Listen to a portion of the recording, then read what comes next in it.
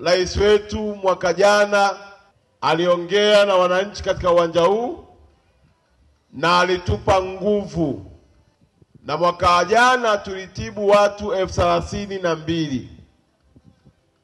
Mwaka huu tulivyomwambia akasema endeleeni, na mkikwama jambo niambieni. Kila aina ya ugonjwa wa binadamu madaktari wote wapo, na habari njema ni kwamba dawa zote tunazo. Yaani kazi yako kubwa ni kumuomba Mungu tu ampe afya njema Rais Samia na mlinde Makonda. Baada ya hapo, kila mwezi wa 6 unakuja mahala hapa, unacheki afya yako bure bila kulipa hata 100. Na ukiona kuna shida, madaktari wanakuandikia dawa, unaenda unachukua dawa. Hapa hauulizi umetokea wapi.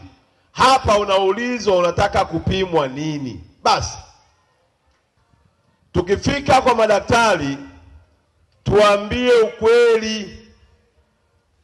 Kuna watu tulishawahi kupimwa mahala tukapewa dawa, inawezekana ziliisha kwa sababu tulikosa pesa kwenda kununua dawa zingine kumaliza dozi.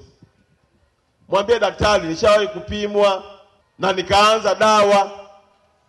Kuna sehemu mbili za kuwapokea watu, upande huu na ule upande wa kule. Hata sehemu ya dawa tumeongeza. Kwa hiyo mapungufu ya mwaka jana, mwaka huu tumeboresha. Hakutakuwa na foleni ndefu. Usichukue namba ya mtu, usilipie namba. Ukichukua namba ya mtu umechukua ugonjwa wa mtu.